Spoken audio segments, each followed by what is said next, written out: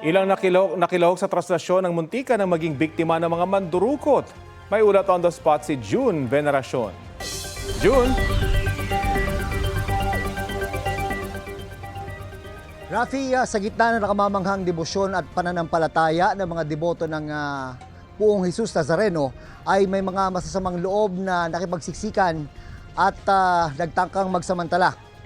Alas 4 pa lang ng madaling araw habang patawid ang andas ng Puong Jesus Nazareno sa intersection ng Rojas Boulevard at Padre Burgos Street ay nagkatensyon na agad nang magtangka ang ilang kabataan na makalapit sa prosesyon. Hinarang, hinatak at itinaboy sila ng mga ihos na nakabarikada sa kalsada. Mula Katigbak Drive, umabot ng mahigit 2 oras bago makarating at makaliko sa Finance Road ang andas dahil sa dami ng mga sumasalubong. Pahirapan ang paghatak sa lubid ng andas dahil sa dami ng mga gustong makihatak. Kanya-kanyang pwesto ang mga deboto, may mga nasa taas ng puno, pati street post ay inakyatan ng mga deboto para masilayan ang pagdaan ng imahen ng Puong Nazareno.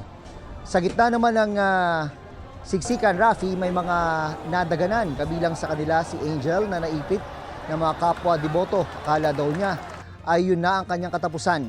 Pero gaya ng iba pang deboto, uulitin pa rin daw ni Angel sa susunod na taon na ang sumampa sa andas dahil yun ang kanyang panata.